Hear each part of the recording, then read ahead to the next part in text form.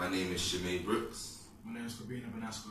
My name is Sabrina Elatui. My name is Anna Dufty. My name is Stefano Chapley. And this is our Asian population presentation.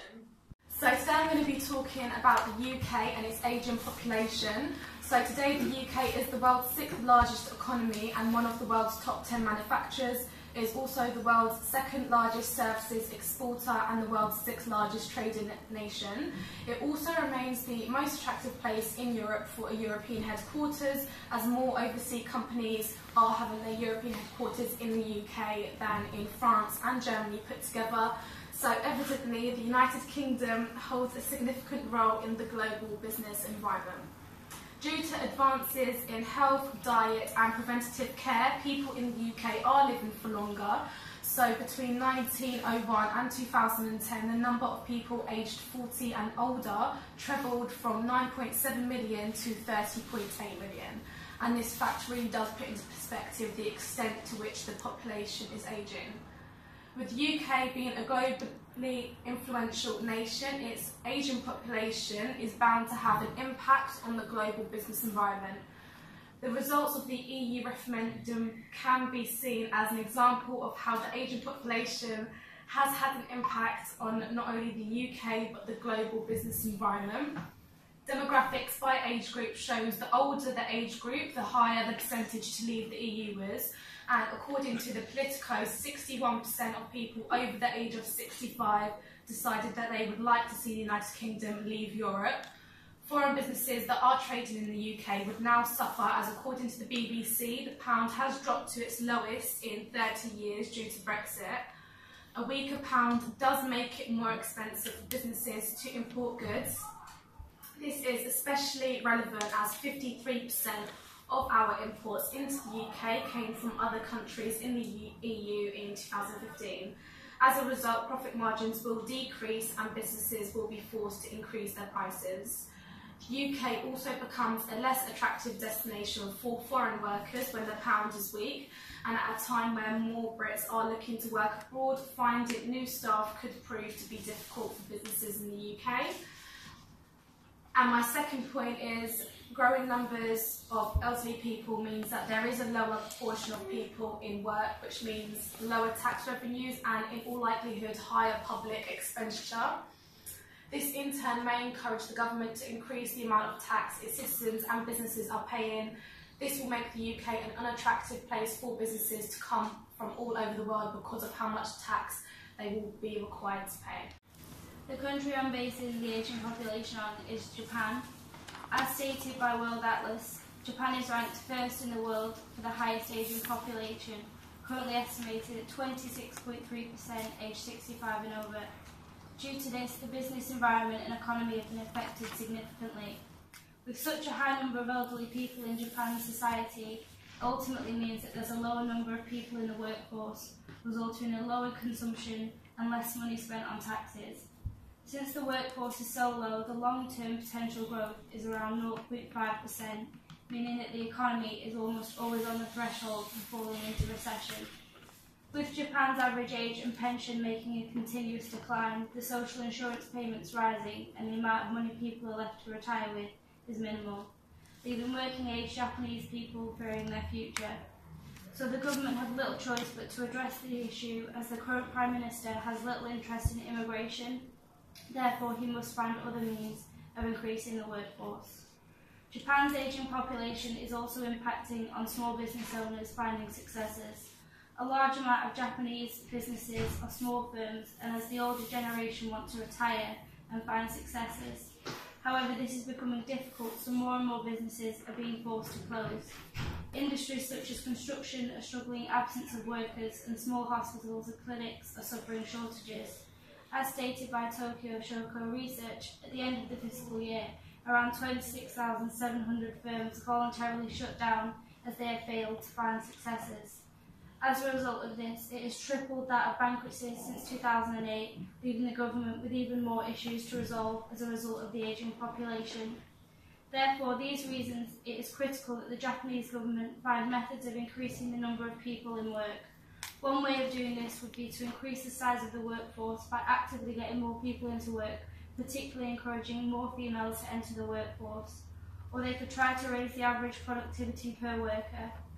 And although the current Prime Minister is not interested in encouraging immigration, he should start to consider the benefits of doing this, as it's the easiest method of increasing the workforce size. Greece has the third highest aging population in the world, at 21.4% of its population is over 65 years of age. Rising pension and healthcare costs can place intense pressure on government budget at the expense of spending on other priorities. In regards to this point, I'll come to the conclusion that this could potentially give the Greek government a hard decision to make, as they'd have to decide whether to help retire people or whether they can put their money into investment for their country. This could affect all other countries around the world, as Greece, according to the OECD, is the 63rd largest export economy in the world, as well as the 54th most complex economy. The OECD states that Greece exports many different things all around the world, including refined petroleum, cheese, olive oil and more. Turkey imported 28% of Greece's refined petroleum in 2014, making them Greece's biggest customers. However, Greece exports refined petroleum to 6 different countries around the world, underlining the importance of them trading. Greece have to change their priorities in business and have to decrease their distributing supply, then other countries would have to go elsewhere to trade. An ageing population could decrease the labour supply available to businesses unless the retirement age is raised. This quote links with the point I've made above. As Greece has a massive trading economy, the labour is needed to help trading continue.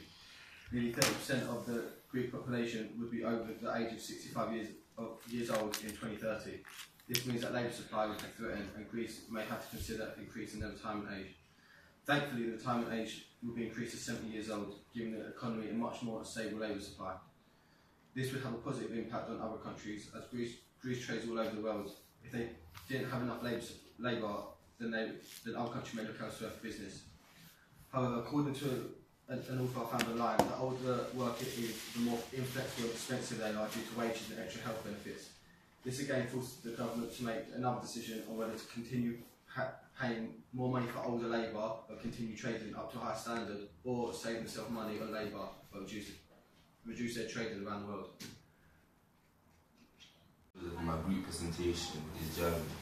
The online World Atlas states that Germany is the 4th largest Asian population in the world, with 21.2 being the percentage of over 60,000 in Germany's population. Each year, the Asian population in Germany increases. If the retirement age stays fixed and the life expectancy increases, more people will claim pension benefits. This means that the government will have to spend more money paying citizens' pensions and less people working to pay the income tax. This would force the German federal government to increase the amount of tax taken on people's wages. This would then mean less people would want to work due to the high tax rate and would lead to a shortage of workers. This would cause wage inflation. Wage inflation affects businesses as the owners will have to pay their workers more money. German businesses would have to respond to the wage inflation by encouraging them to join the workforce and offering flexible working practices. German businesses encouraging people to work would allow them to reduce the salary, and then they would have to pay their employees less money, which is beneficial for the owners of the business. Germany has one of the biggest economies in the EU, but the working age population falling and the British and French population set to grow could mean that they could potentially overtake Germany and become the economy leaders, affecting Europe's balance of power. Figures show that Germany's population will shrink from 81.3 billion in 2013 to 70.8 billion in 2060, whereas the UK's will rise from 64.1 billion to 18.1 billion. The country I'm going to be talking about is Italy. Italy has the second aging population in the world. It has 22.4% of its population being 65 years or older. Due to the high aging population in Italy, they have the highest public spending on pensions of any country in the EU. Italy's pension takes over 16% of its GPD as compared to 11% of the rest of the European Union. How does Italy's aging population affect its business environment? One would be the public spending on pensions by the Italian government. Due to the high rate of aging population in Italy, the government has to spend 16% of its income on pensions. This affects the business environment because if this sum was lower, more funds will be available for the government to invest into the Italian business sector, providing more jobs and incentives for the younger generation. Another drawback of Italy having a high aging population would be the shortage of workers. This may, in the long term, lead to wage inflation. This means the business will have to find alternative ways to encourage people to work. For example, finding flexible working practices. This means Italy's businesses would have to invest more funds in order to recruit the appropriate workforce needed to make the business function. Italy has an aging population, which is likely to affect its business environment. There are different ways in which the Italian government can assess this. One being immigration. Immigration will diffuse the impact of the aging population, increasing the number of people migrating into the country to work would reduce the aging population in Italy. This is because immigration would increase the number of working class people in Italy. Individuals would be migrating to Italy to work and improve their lifestyles. This will be a benefit to the Italian business economy because there wouldn't be a shortage of workers with the required skills to help improve the businesses and firms. You suffer from the aging population. There's a general trend of decreasing birth rates and increase of life expectancy. This means that the future generation will face the hardships of retired workers and pensions. There's a trend in the recent years that people have the desire to retire earlier, resulting in less people in the workforce. This means that there is less tax being paid, having a knock-on effect to the economy.